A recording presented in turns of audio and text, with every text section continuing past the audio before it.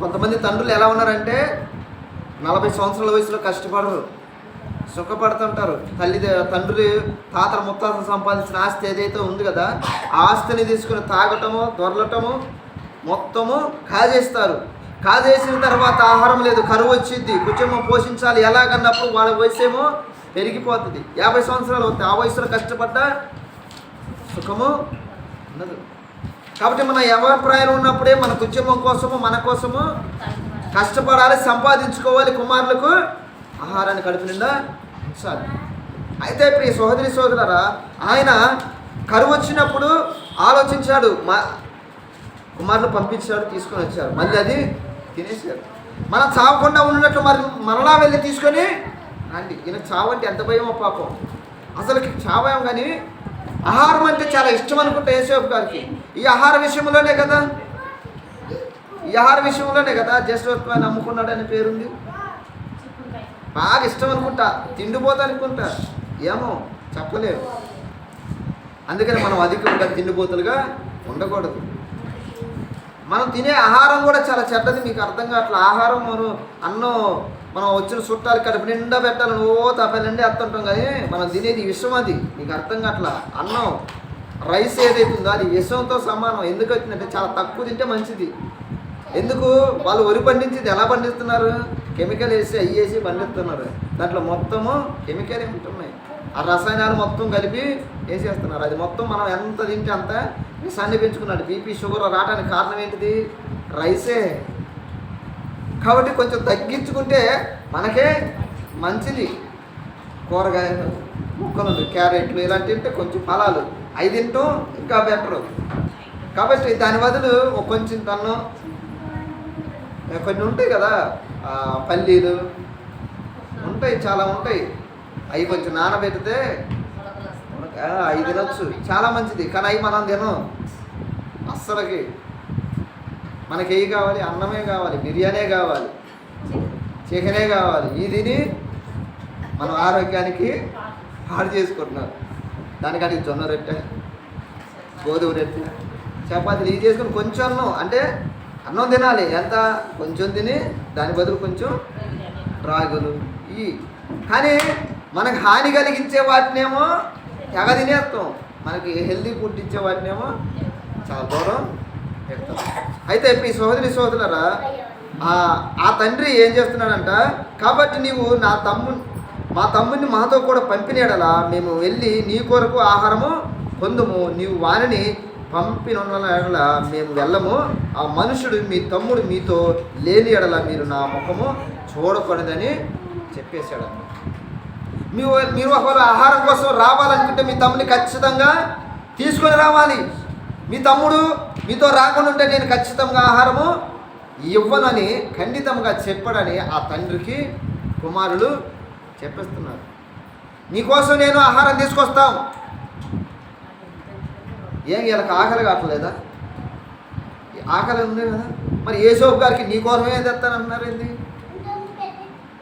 అంటే యేసోపు గారు కొడుకుల కంటే అన్నాన్ని బాగా ఆహారంగా బాగా ప్రేమిస్తున్నాడేమో పాపం. ఇంట్లో ఆహారం అయిపోతుందని ఎమ్మటనే గుర్తించాడు, తప్పులేదు. కుమారుల కోసం ఆలోచించాడు, తప్పులేదు. కానీ మన క్రైస్తవులైన మనం అన్నపానం కలిగి ఉంటే చాలు. ఇక మనం దేని గురించి ఆలోచిస్తాం? ఆస్తులు, అంతస్తులు రేపు ఏ దినమో ఇప్పుడైతే తెలియదు, మనం ఎప్పుడు చనిపోతామో తెలియదు. దానికోసము మన కోసం, మన మనవాళ్ళ కోసం, ముత్తాతలు మనవాళ్ళ బతకడం కోసం కోట్లు సంపాదించి కూడబెడుతున్నాం. రేపటి దినాన మనకంటే తెలియనోడు, అంటే మన కొడుకు, వాడి కొడుకు తర్వాత ఇంకో కొడుకు పుడతాడు కదా, మన పేరే తెలియదు, మన సంపాదిస్తాం వాడి కోసం. అర్థమవుతుందా? మా ముత్తాత ఎలా ఉంటాడో కూడా తెలియదు, వాడు సంపాదించి నన్ను నేను తింటున్నా అంటాడు. మన పేరు తెలియదు, మన ఫేస్ కూడా తెలియదు. వాడి కోసం మనం ప్రయాసపడుతున్నాం. వాడు ఎలా తిరుగుతుందో కూడా తెలియదు. రేపు పొద్దున నువ్వు సంపాదించిన ఆస్తి మొత్తం ఎలా తగలెట్టాడో కూడా తెలియదు, మంచి కోసం ఉపయోగిస్తాడు కూడా తెలియదు. వాడి కోసం మనం ప్రయాసపడుతున్నాం. కాబట్టి ప్రియ సహోదరి సహోదరులారా, అయితే అందుకు ఇశ్రాయేలు మీకు ఇంకొక సహోదరుడు కలడని మీరు ఆ మనుషులతో చెప్పి నాకు ఎంత శ్రమ కలిగజేయాలా? మీకు ఒక తమ్ముడు ఉన్నది ఎందుకు చెప్పినారు రా బాబు? నాకు ఎంత శ్రమ కలిగజేసిన. ఎంత శ్రమ? ఆహారం లేదు కదా పాపం. ఆహారం లేకపోయాలక ఎంత శ్రమ వచ్చిందో పాపం అనుకుంటున్నాడు. ఆహారం ఉండదేమో, కరువుతో నేను చచ్చిపోతానేమో అనే భయముతో ఏదైనా బాధపడుతున్నాడు అన్నట్టుగా ఉంది. వారు ఆ మనుషుడు మీ తండ్రి ఇంకా సజీవుడై ఉన్నాడా, మీకు సహోదరుడు ఉన్నాడా అని మమ్మల్ని గురించి మా బంధువుల గురించి ఖండితంగా అడిగినప్పుడు మేము ఆ ప్రశ్నకు తగినట్టు అతనికి వాస్తవము తెలియజెప్పి మీ సహోదరుని తీసుకొని రండి అని అతడు చెప్పినా మాకెట్లు తెలియను అని యోధా తన తండ్రి అయిన ఇశ్రాయేలును చూచి ఆ చిన్నవారిని నాతో కూడా పంపుము, మేము లేచి వెళిదము, అప్పుడు మేమే కాదు నీవును మా పిల్లను చావక బ్రతుకుదము అని ఏం చెప్పాడంట. నువ్వు కాదు, నేను మా పిల్లలందరం మా కుటుంబం మొత్తం మన వంశం మొత్తం బ్రతకాలంటే నువ్వు ఎక్కువగా ప్రేమిస్తున్నావు చూసినావు, ఆ చిన్నవాడిని పంపించు, ఆ చిన్నవాడిని పంపిస్తే మేము బ్రతుకుతాం. నువ్వే కాదు తండ్రి, చచ్చిపోతాను ఆహారం లేక నువ్వు వెళ్ళాడుతున్నావు చూసినావు, నువ్వే కాదు మేము కూడా బ్రతుకుతాం, మా కుమారులు కూడా బ్రతుకుతాం, కాబట్టి నువ్వు ఎక్కువగా ప్రేమిస్తున్నావు చూసినావు, అతన్ని మాతో పంపిస్తే మీకు ఆహారము తీసుకొని వస్తాము అని ఆయన చెప్పాడు. ఈ మధ్యకాలంలో ఒక వీడియో చూశాను నేనంటే, ఒక సహోదరి ఒక వ్యాపారం చేసుకుంటుంది చిన్నగా, ఏదో సంతలోనో మోదో మార్కెట్లోనో ఆమె అమ్ముకుంటుంది. ఒక వ్యక్తి దగ్గరకు వచ్చాడు, ఒక వ్యక్తి దగ్గర ఆమె దగ్గరకు వచ్చి కొంత డబ్బు ఇచ్చేసాడు. అది ఎంత అని అడుగుంటాడు, దానికి ఇంత అని చెప్పింది, అంత డబ్బులు ఇచ్చేసాడు. తర్వాత తను ఏదైతే కొనాలనుకుంటున్నాడో అది ఆమె ఇవ్వబోతుంది. డబ్బులు తీసుకుంది కదా, మరి ఇవ్వాలి కదా, ఇదిగోండి తీసుకుని అంటే, నువ్వు బొట్టు పెట్టుకుంటే అప్పుడు నేను తీసుకుంటాను. ఏమన్నాడు? నువ్వు బొట్టు పెట్టుకుంటే నేను అప్పుడు తీసుకుంటా. డబ్బులు ఎందుకు ఇచ్చును? అది తీసుకోవడానికే కదా, నీ కడుపు నింపుకోవడానికేగా. అర్థమవుతుందని నేను చెప్పింది. అవసరం కోసం నీ తీసుకుంటున్నావు, ఆమె కూడా డబ్బు తీసుకుంది, మరి ఇస్తుంటే ఎందుకు తీసుకోవట్లేదంట? ఎందుకు ఇచ్చును? ముందే నీకు ఆడ బొట్టు లేదమ్మా అని ముందే ఎందుకు డబ్బులు ఇవ్వాలి? ఇవ్వకూడదు కదా. కానీ ఎంత మూర్ఖత్వం అండి, అంత తినే అమ్ముకుంటుంది ఆమె కుటుంబాన్ని పోషించుకోవడం కోసం. దానిలో కూడా మతాన్ని చూస్తున్నారు, దానిలో కూడా కులము చూస్తున్నారు. ఆమె ఇక తీసుకోండి అని అంటుంటే నాకు వద్దు, నువ్వు బొట్టు పెట్టుకుంటే నేను తీసుకుంటాను. బొట్టు పెట్టబోతుంది, ఆమె పెట్టించుకోవట్లా. అయితే నీ డబ్బులు నువ్వు తీసేసుకో అని ఆమె సమాధానం ఇచ్చేసింది. అవసరం లేదండి, నాకు ఏం బొట్టు వద్దు, ఇగో నువ్వు ఏవైతే డబ్బులు ఇచ్చినావు అని అవి నాకు అవసరం లేదు, తీసేసుకో. రేపొద్దున చనిపోతే అదే బ్లడ్ ఎక్కియాలి, కలర్ కాసాయి కలర్ ఉంటుంది కదా, అది ఎక్కియాలి. ఏమండి, ఏ మత దేవుడు చెప్పాడండి బొట్టు పెట్టుకుంటే కొనొద్దని? ఏ దేవుడు చెప్పాడా? కల్పించుకుంటున్నాం మనమే కల్పించుకుంటున్నావు. నువ్వు బొట్టు పెట్టుకుంటే నేను కొనను నీకాడ, నువ్వు వేసుకునే బొమ్మ పెడితే నీకాడకు వచ్చి నేను కొనను. తన బ్రతుకు తెరువు కోసం తన ఆరాధించుకున్న దైవం ఒకవేళ అలా చేయమని నిర్ణయించిందా? చెప్పదే.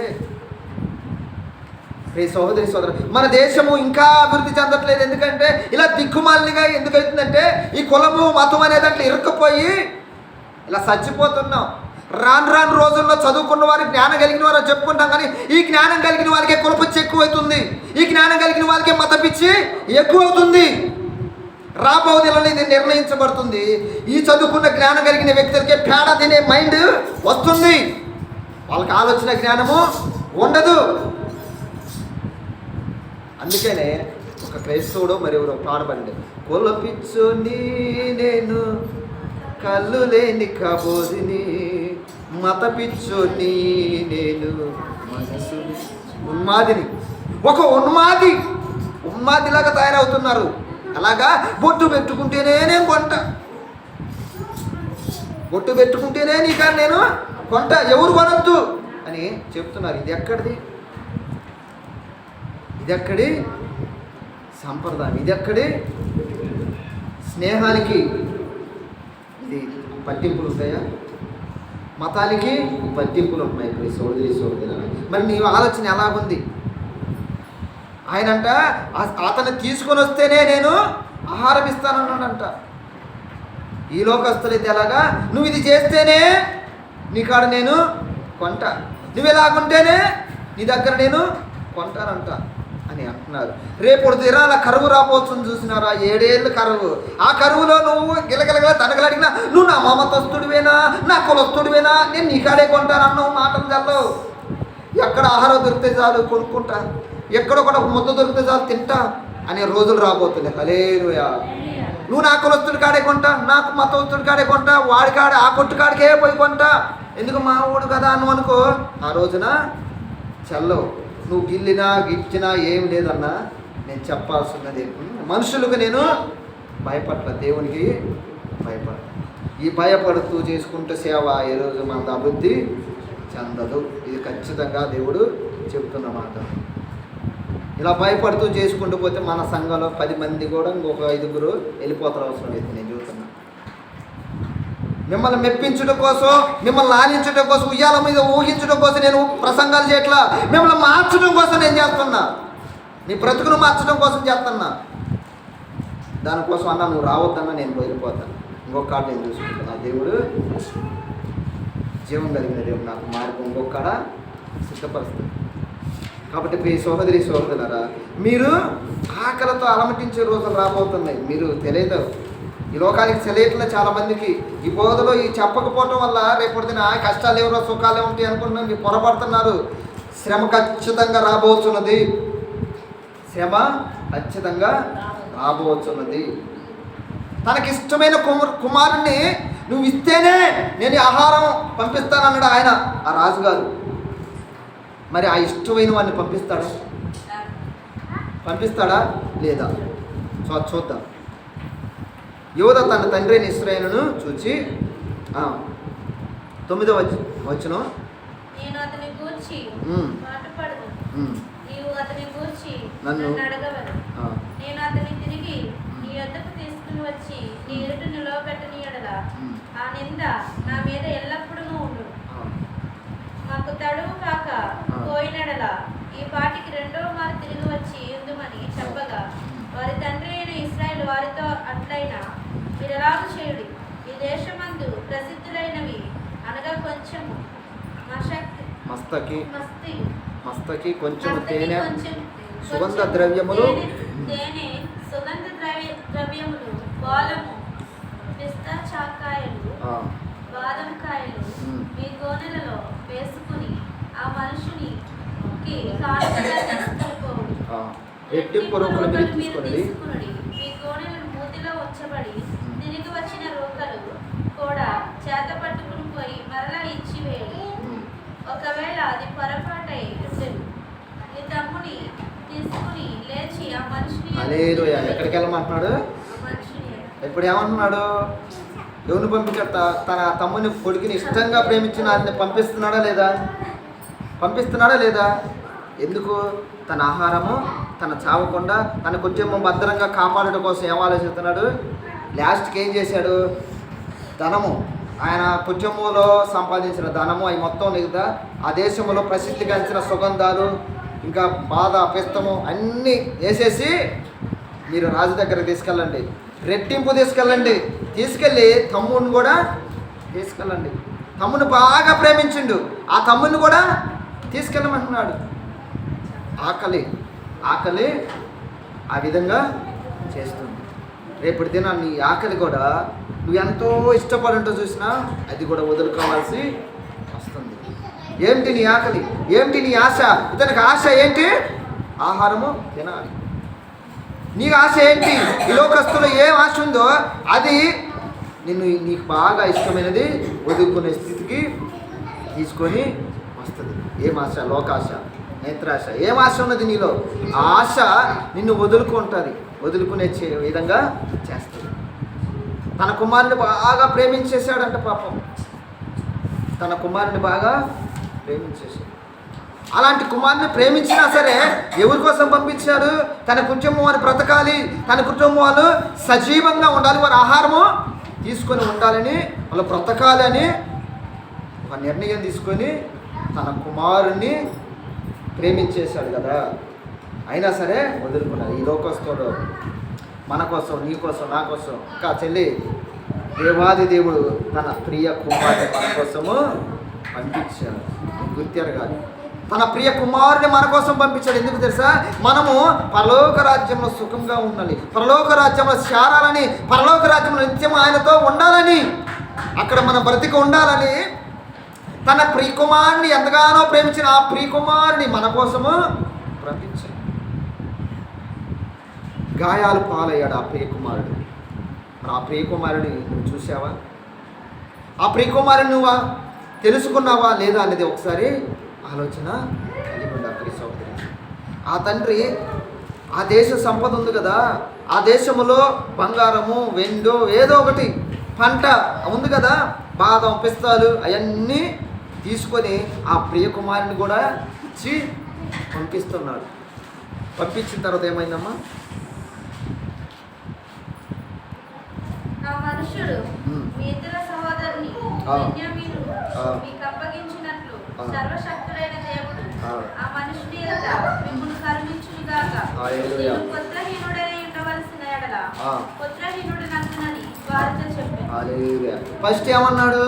నేను పుత్రహీనులాగా ఉంటాను, ఈ చిన్న పిల్లగాన్ని ఈయన తీసుకుపోవద్దు, ఈడు అమాయకుడు, మీతో తీసుకుపోతే మళ్ళీ ఏదో ఒక కీడు జరిగితే చనిపోతేమో, నేను అప్పుడు పిల్లలు లేని వారిగా ఉంటాను, నేను బాధపడతాను, నేను చూడలేను, నేను ఉండలేను అని ఎంతగానో ప్రేమించేశాడు. ఇంకా కరువు భారంగా వచ్చినప్పుడు ఏమంటున్నాడు? ఒకవేళ తీసుకెళ్ళండి, ఒకవేళ చనిపోతే నేను పిల్లలు లేని వారిగా ఉండాలనుకుంటే దేవుడి నిర్ణయం అయితే ఉంటాను. ఒకటి దేవుడు దయమని ఉంటే, దేవుడు కరుణించి ఉంటే ఆ కుమారుని కూడా మళ్ళీ తీసుకొని, ఆయన మన దేవుడు కరుణ చూపించగలిగి ఉంటే కరుణ చూపిస్తాడు అని లాస్ట్కి ఎవరి మీద నమ్మకం వచ్చింది? ఎవరి మీద నమ్మకం వచ్చింది? దేవాది దేవుడి మీద భారం వేసేసాడు. ఎవరి మీద వేసేసాడు? దేవుడి మీద భారం వేసేసాడు. ఎందుకు? కష్టం వచ్చింది కదా. మీరు నీకు కష్టం వచ్చినప్పుడు ఎవరు గుర్తొస్తారు? ఎవరు గుర్తొస్తారు? దేవుడా, పక్కింటి వాళ్ళ, ఎదిరింటి వాళ్ళ, బంధువులా? ఎవరు? దేవుడు గుర్తు రావాలి. నీ బంధువులు గుర్తొస్తే వారు ఆహారం పెడతారా? లేదు. ఒకవేళ అతను బంధువులను అడిగాడో లేదో తెలియదు, కానీ సరాసరి ధాన్యం ఎక్కడుందో అక్కడ కొనుక్కొని తీసుకొని రమ్మని చెబుతున్నారు. ఒకవేళ బంధువులు అడుగుంటే వాళ్ళు కూడా ఇచ్చేవాళ్ళు కాదేమో, బంధువులు అడిగితే వారు కూడా కరుణ చూపించేవాళ్ళు కాదేమో. కానీ ఆ దేశంలో అసలు ఆ దేశంలో కరువు, ఆ ఒక్క ఐగుప్తు దేశంలోనే ధాన్యము ఉందంట. రేపటి దినాలు ఇదే జరిగింది. ఏదో ఒక దేశంలోనే బాగా ఆహారం ఉంటుంది, ఏదో ఒక దేశంలో ఆహారం బాగా ఉంటుంది, మిగతా దేశాలన్నిటికీ కరువు వస్తుంది. ఆ కరువు వచ్చినప్పుడు నువ్వు అక్కడ పోయి కొనాల్సిందే, నువ్వు అక్కడ పోయి తీసుకొని నీ కడుపు నింపుకోవాల్సిందే. ఆ దేశపోడు మన కులపోడా, ఆ దేశపోడు మన మతస్థుడా అని ఆలోచిస్తే నీకు ముద్ద దిగదు, నువ్వు బ్రతకవు. మన దేశం పోతే ఎందుకు? మరి అమెరికా పోయి అక్కడ ఎందుకు బతకాలి? మరి వాడు బోర్డు పెట్టిండా? నా దేశంలో బతకాలంటే, నా దేశంలో వ్యాపారం చేసుకోవాలంటే, నా దేశంలో నువ్వు బాప్టిజం తీసుకోవాలని బోర్డు పెట్టిండా? అక్కడ పోయి ఎందుకు కొంటున్నాం అన్నీ? అక్కడ పోయి ఎందుకు బతుకుతున్నాం మనం? కానీ ఈ దేశంలో, ఆ దేశంలో కులపిచ్చి మతపిచ్చి ఏం లేదు, ఈ దేశంలోనే కులపిచ్చి మతపిచ్చి దానికోసము వెచ్చలవిడిగా కులపిచ్చి చాలామంది అంటారు. ఈ రోజుల్లో ఏడుంది అంటారు. ఈ రోజుల్లో లేదా?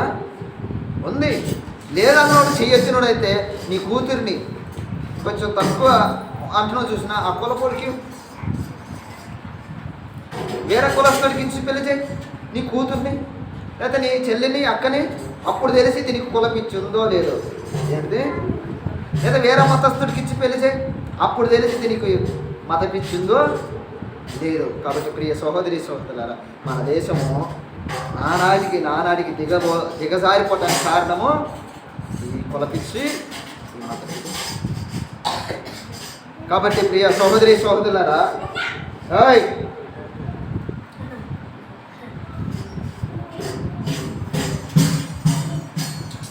ఆపుతానలే. కాబట్టి ప్రియ సహోదరి సహోదరులారా, త్వరగా 15వ వచనం. ఆ మనుషులు ఆ కానుకలు తీసుకొని చేతులలో రెట్టింపు రొకలను తమ వెంట బెన్యామీనుని తీసుకొని లేచి ఐగుప్తునికి వెళ్ళి యోసేపు ఎదుట నిలిచి, యోసేపు వారితో, నన్ను చూసి తన ఒక వేటను కోసి వంట సిద్ధము చేయించుము, మధ్యాహ్నమందు ఈ మనుషులు నాతో భోజనం చేయుదురని చెప్పెను. యోసేపు చెప్పినట్లు అతడు చేసి ఆ మనుషులను యోసేపు ఇంటికి తీసుకొని పోయిన. ఆ మనుషులు యోసేపు ఇంటికి వారు భయపడి తిరిగి పెట్టబడిన రోకలు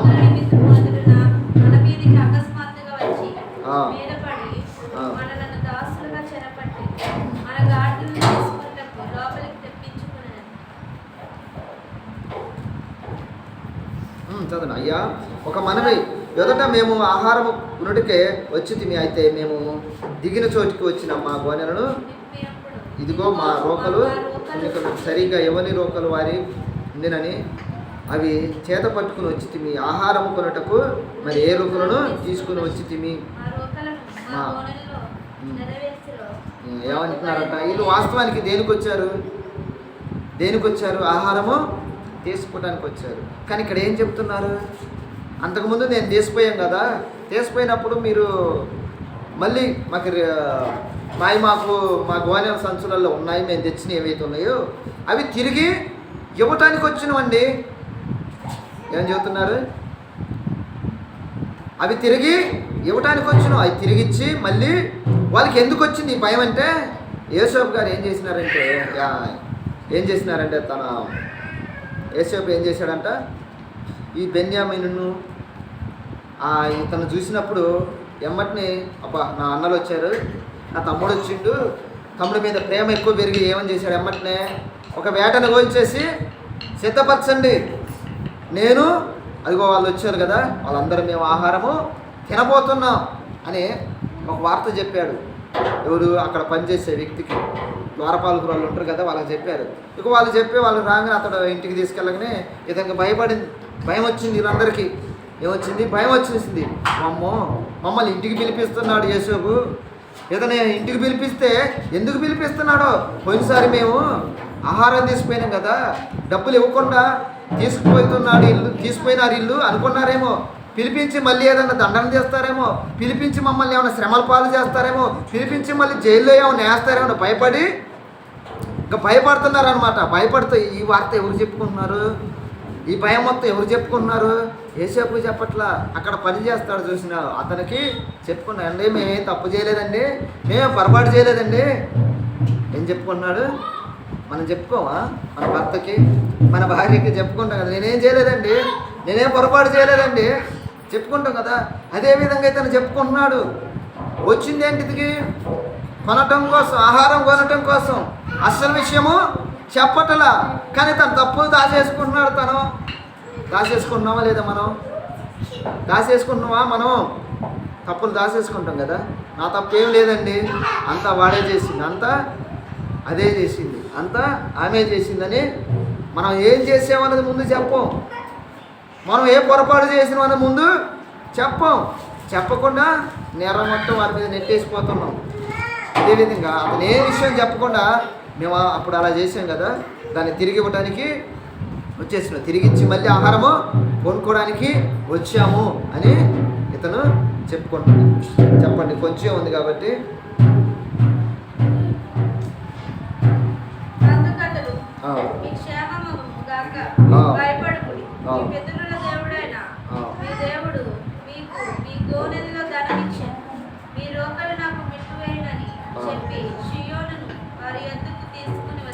హల్లెలూయా.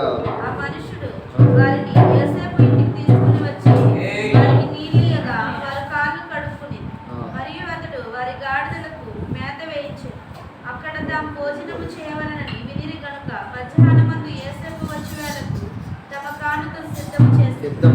యోసేపు ఇంటికి వచ్చినప్పుడు వారి తమ చేతులలోనున్న కానుకలను ఇంటిలోని తెచ్చి అతనికిచ్చి అతనికి నేలను సాగిలపడి, అప్పుడు మీరు చెప్పిన ముసలివాడైన మీ తండ్రి క్షేమముగా ఉన్నాడా, అతడు ఇంకా బ్రతికి ఉన్నాడా అని వారికి సమాచారం అడిగినందున వారు, మీ దాసుడైన మీ తండ్రి ఇంకా బ్రతికి ఉన్నాడు, క్షేమంగా ఉన్నాడని చెప్పి వంగి సాగిలపడింది. అప్పుడు అతడు కన్నులెత్తి తన తల్లి కుమారుడును తన తమ్ముడైన బెన్యామీను చూచి, మీరు నాతో చెప్పిన మీ తమ్ముడు ఇతడేనా అని అడిగిన, నా కుమారుడా, దేవుడు నిన్ను కరుణించును గాక అని అనేను. అప్పుడు తన తమ్ముని మీద చాలు. యోసేపు ప్రేమ పొర్లుకుని వచ్చెను కనుక అతడు త్వరపడి ఏడ్చుటకు చోటు వెతికి లోపలికి గదిలోనికి వెళ్ళి అక్కడ ఏడ్చెను. హల్లెలూయా. ఇప్పుడు ఏం జరిగిందంట? మీరు చెప్పిన ఈ ముసలివాడు ఉన్నాడా? మళ్ళీ వచ్చారు కదా, సిద్ధం చేసి ఉంటారు పాప, ఆహారం మొత్తం సిద్ధం చేసి అన్నాలతో భోజనం చేయాలని ఇంటికి వచ్చేసాడు. ఇంటికి వస్తున్నాడు అని తెలిసి వాళ్ళకి లాలోపు ఏం చేశారు? వాళ్ళు తెచ్చిన కానుకలు మొత్తము సిద్ధం చేసి ఉన్నారు. మరి సిద్ధం చేసి ఉన్నారు కదా, సిద్ధం చేసుకున్న పోతే యేసోపు గారు వస్తాడు. మరి ఆయన ఆ కానుకలు చూసైనా వీళ్ళని శిక్షించకూడదు, ఆ కానుకలు చూసైనా ఈ తమ్ముడు మర్చిపోతారనుకున్నారేమో అని అనుకుని, మనం కూడా అంతే కదా, ఏదైనా విషయం మనలో తప్పు ఉందనుకో దాన్ని మరిపించటం కోసం ఏదో ఒకటి ఆశ చూపిస్తాం కదా. ఆశ చూపించమా? ఆశ చూపించిన విధంగా ఆశ చూపించాలనుకుంటున్నారు.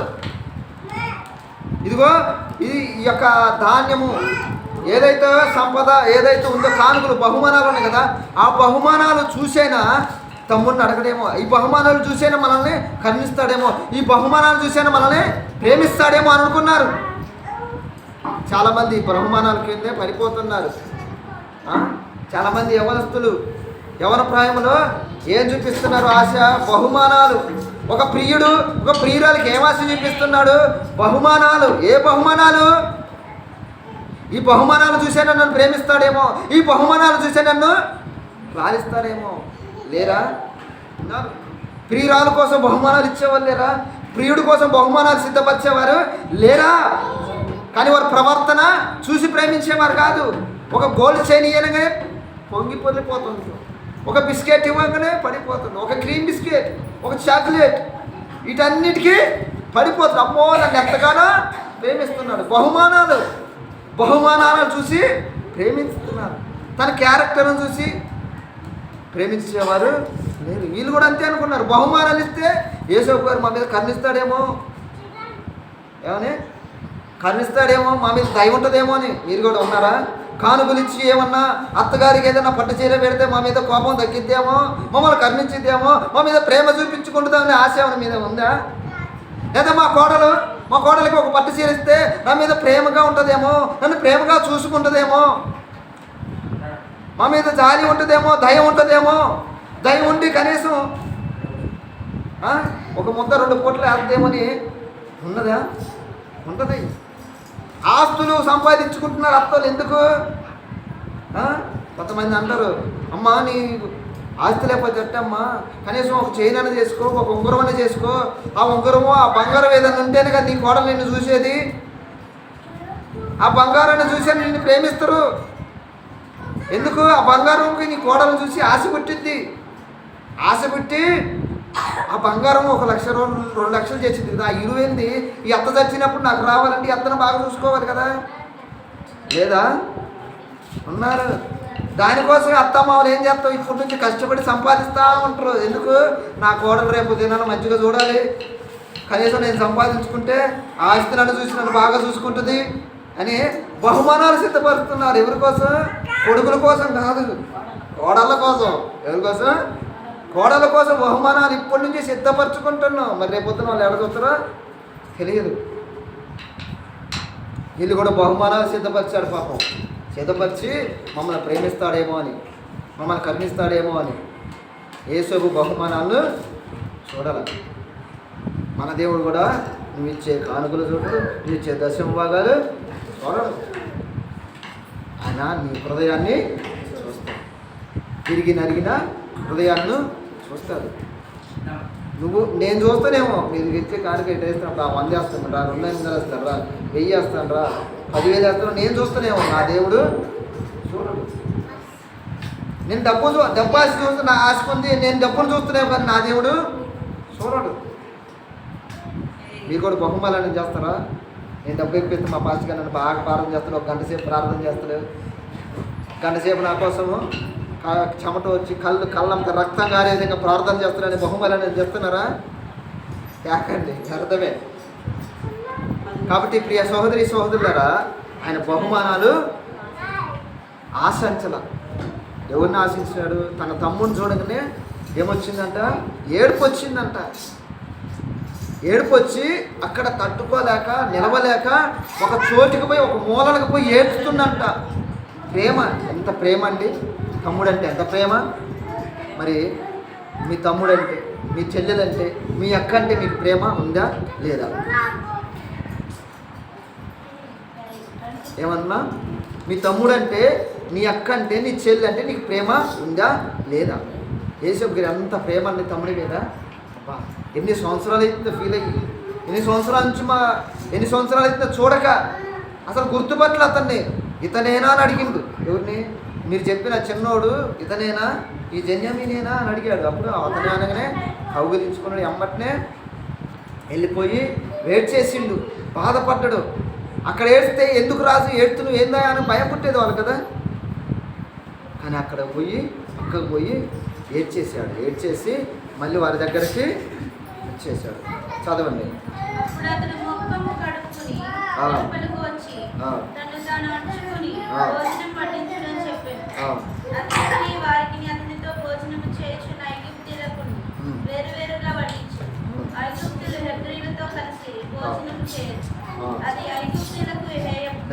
ఏంటంట? ఇక్కడ కూడా కులపిచ్చి కారవుతుంది. అర్థమవుతుందా? ఒకసారి చదువు మా వచనం.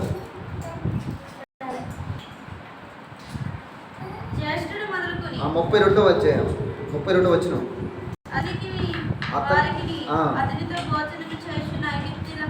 వేరువేరుగా వడ్డించి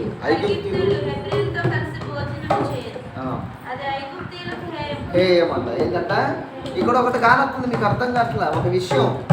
హెబ్రీలతో ఐగుప్తులు కలిసి భోజనము చేయరంట. అది వాళ్ళకి ఏమంట? వాళ్ళకి ఏదో చేయడం, వాళ్ళు ఏదో అసహ్యంగా ఫీల్ అవుతారు. ఎవరితో?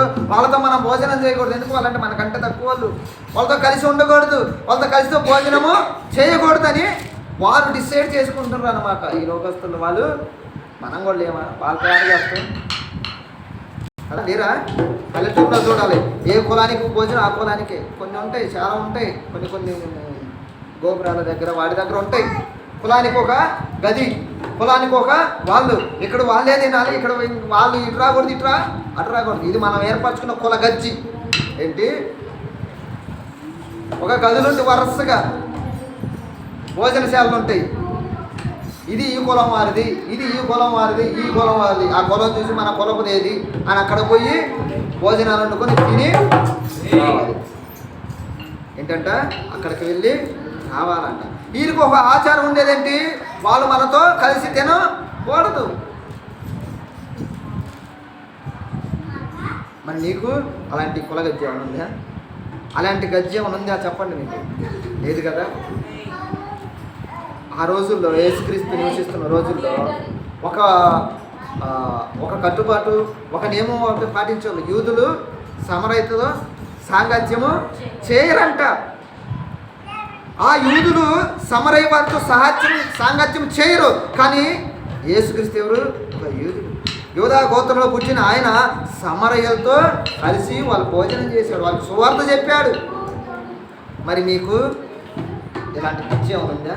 మనకు కూడా ఉంది, పెద్దగా కులపిచ్చి ఉంది మనకు కూడా. కమ్మ చర్చి, రెడ్డిల చర్చి, ఏంటంట?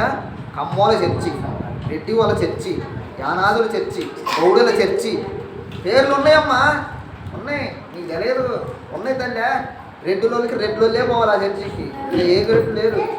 ఈ కులపిచ్చి తగలే ఏ శ్రీస్తే లేదు. సౌండ్ చేయగలమ్మా తల్లి. ఏంటి? కులపిచ్చి మన క్రైస్తవానికి కూడా తగులుకుంది. ఎక్కడ బీజం నాటింది ఇక్కడే కదా, ఇక్కడే పెరిగింది, ఇక్కడే పుట్టింది. ఈ కులపిచ్చి పానే వాళ్ళు క్రైస్తవంలోకి వచ్చినా కూడా పోవటం లేదు. ఒక యూదుడు సమరయులతో సాంగత్యం చేస్తే మంచిది కాదు, అసహ్యం అనుకునే రోజుల్లో ఆయన యూదుడు యేసుక్రీస్తు ఆయన సమరయుల దగ్గరికి వచ్చి సువార్త చేశాడు. సమరయుల దగ్గర వాళ్ళతో సాంగత్యం చేసి వాటిని మారుమనసు చేసి వాళ్ళకి రక్షణ సువార్త చేసి రక్షణకు నడిపించాడు. ఈ రోజున నువ్వు సువార్త చేయటానికి అవి అలగా జనాల దగ్గర నేను ఎందుకు పోతా? నేను రెడ్డినైతే, నేను కమ్మనైతే అని కులపిచ్చితో ఫీల్ అయ్యేవారు లేరా పాస్టర్స్? లేరు,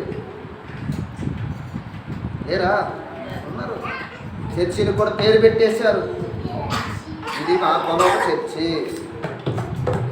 కాబట్టి ప్రియ సహోదరి సహోదరులారా, ఇలాంటి పిచ్చి ఉన్నంత కాలం మనకి మన దేశము అభివృద్ధి ఉండదు. వారు ఆ మనుషులు వీళ్ళు భోజనం కలిసి చేయరంట, వాళ్ళకి ఏమంట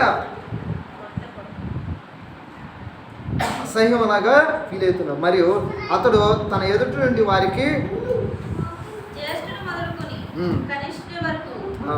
వారు అతని ఎదుట ఆ. తమ తమ ఈడు చొప్పున కూర్చుండిరి గనుక ఆ మనుషులు ఒకరి వైపు ఒకరు చూచి ఆశ్చర్యపడి ఏంటంట, ఈ వచ్చిన వారందరూ చిన్నోడు పెద్దోడు కానుంచి ఈ యొక్క యేసు దగ్గర అందరూ వరుసగా కూర్చొని భోజనశాలలో చేస్తూ ఉన్నారంట. ఈ వచ్చిన వాళ్ళందరూ ఏం చేస్తున్నారు, ఆశ్చర్యపోతుండ్రు.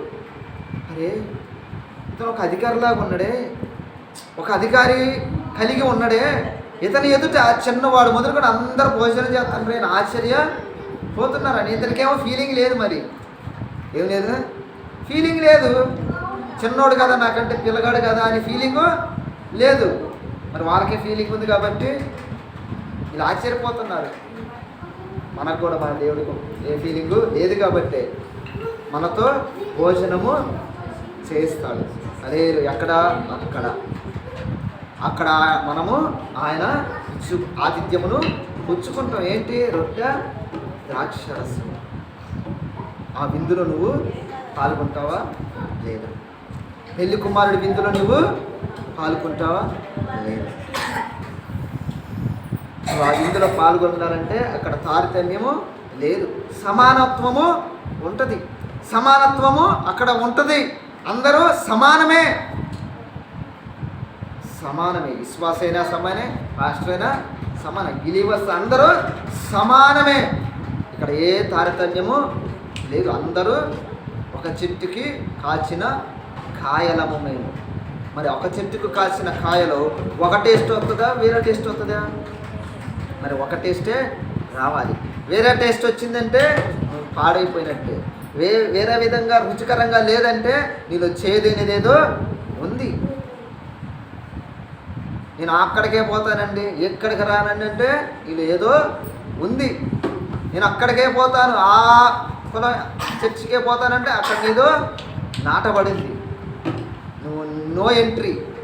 నీకు ఆ పిచ్చి ఉన్నన్నాళ్ళు నో ఎంట్రీ. ఆ పిచ్చి పోవాలి. ఏ పిచ్చి? ఆ మత పిచ్చి, ఆ కుల పిచ్చి. అందుకే మన క్రైస్తవుడు ఎప్పుడో పాడిన పాపం అప్పుడే అనుభవించేసి ఉంటాడు. అప్పుడే ఈయన ముందు పాటలు పాడిందంటే ఆయన ఎన్ని చూసి ఉంటాడో. కులపిచ్చితో ఎన్నో చర్చలు కట్టి ఉంటారు కూడా. ఈ కులపిచ్చితోనే మా కులపోడే దైవ సేవకుడు ఉండాలి అని మనకు కూడా చాలామందికి కులపిచ్చి ఉందండి. అన్ని పిచ్చులు ఏం తెలుసా? ఒక బ్రాహ్మణుడు దేవుణ్ణి నమ్ముకుండండి, తెగ చూసేస్తాం కదా, తెగ చూసేస్తాం. అమ్మో గొప్పడు అని లేదా మన ఫీలింగు. కాబట్టి ప్రియ సహోదరి సహోదరులు, ఒక కులాన్ని బట్టి నువ్వు సాక్ష్యం వెనక్కు.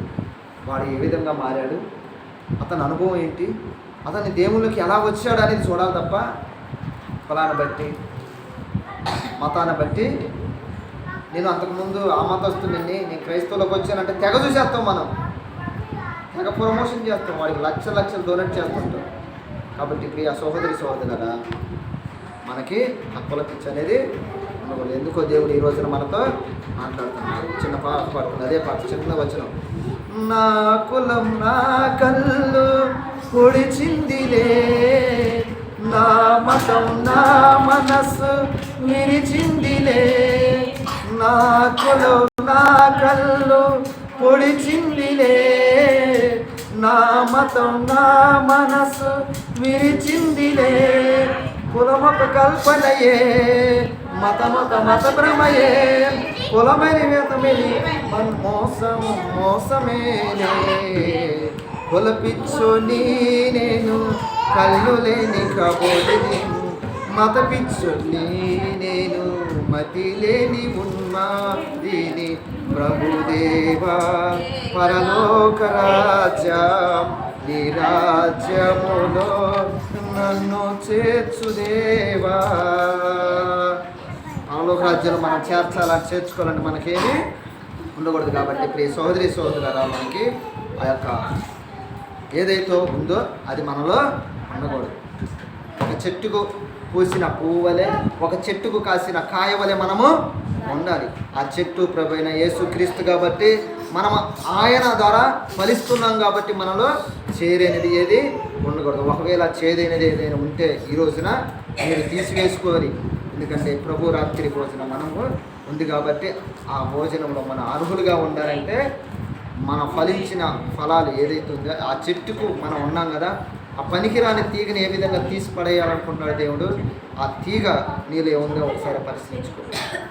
నువ్వు తీయగా ఉన్నావా? ఫలము చేదుగా ఉన్నావా? చేదుగా ఉందంటే నీలో ఏదో ఏదో మార్పు చెందాల్సిన విషయము ఉంది. కాబట్టి ప్రియ సహోదరి సహోదరులారా, అందరూ ప్రార్థన చేసుకోండి. బలారాధన కాబట్టి